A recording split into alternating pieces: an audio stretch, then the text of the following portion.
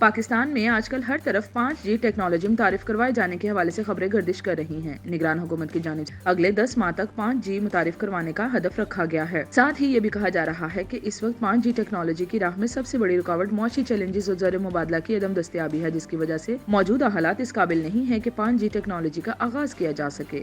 واضح رہے کہ پاکستان ٹیلی کمیونیکیشن اتھارٹی کے اعداد و شمار کے مطابق جون 2023 میں مسلسل تیسرے مہینے پاکستان میں سیلولر صارفین کی تعداد براڈ بینڈ کی رسائی کے ساتھ ساتھ ٹیلی کثافت میں کمی ہوئی ہے۔ پاکستان میں سیلولر صارفین کی تعداد مئی 2023 کے آخر میں 19 کروڑ 22,70,000 سے کم ہو کر جون کے آخر تک 19 کروڑ 9,50,000 ہو گئی۔ پاکستان میں 3G اور 4G صارفین کی تعداد مئی کے آخر تک 12 کروڑ 41,10,000 تھی، جو کہ جون کے آخر تک 12 کروڑ 30,70,000 تک کم ہو گئی ہے۔ مذکورہ بالا اعداد و شمار سے بخوبی ظاہر ہوتا ہے کہ پاکستان میں سیلولر صارفین کی تعداد کس قدر کم ہوئی ہے۔ ایسے میں یہ سوال نہایت اہم حیثیت اختیار کر جاتا ہے کہ کیا پاکستان کو واقعی 5G ٹیکنالوجی کی ضرورت ہے یا نہیں۔ اس حوالے سے جب وزارت information technology and telecommunication کے ترجمان علی کاظم سے رابطہ کیا گیا تو ان کا کہنا تھا کہ ان کے پاس ابھی اس حوالے سے معلومات موجود نہیں ہیں۔ گلوبل ایکسپرٹ کمپنی کے عہدیدار نے اپنی شناخت نہ ظاہر کرنے کی شرط پر 5G ٹیکنالوجی کو متعارف کروانے کے حوالے سے گفتگو کرتے ہوئے بتایا کہ اگر سیلولر نیٹ ورکس اپنی نیٹ سروسز کو بہتر بنائے تو 5G بہت زیادہ مفید ہو سکتا ہے۔ تاہم موجودہ صورتحال کو مد نظر رکھا جائے تو ابھی پاکستان کو 5G کی ضرورت نہیں ہے، کیونکہ اس کے پیچھے بھی